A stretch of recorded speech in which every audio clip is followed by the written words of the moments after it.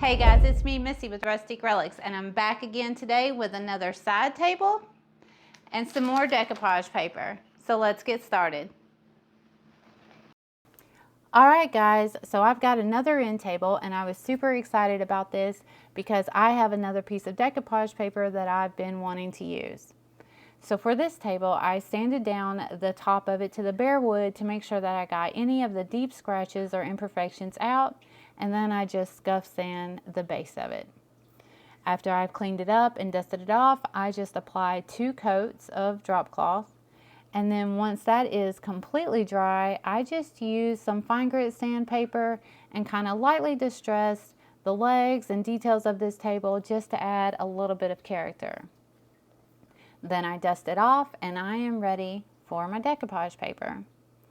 So I've cut this paper to a little bit bigger than the top of the table, and I'm just going to use some Mod Podge and I'm going to apply a thin even layer to half of the table.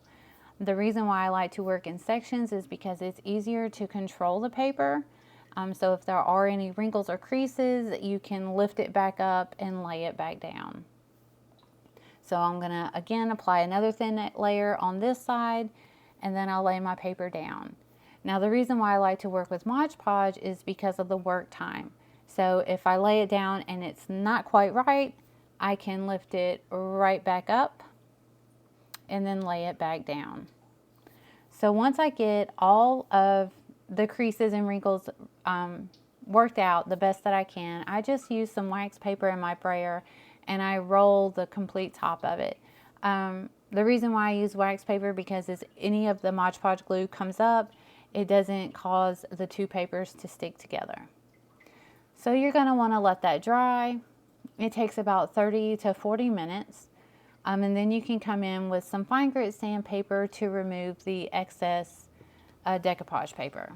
So what I like to do is go in a down and away motion with light pressure and just sand the excess off.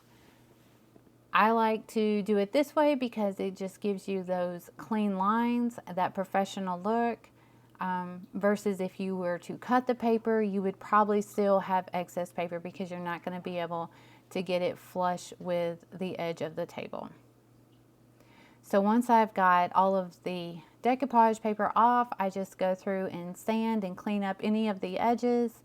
If there's any excess glue, anything like that, I just get that off.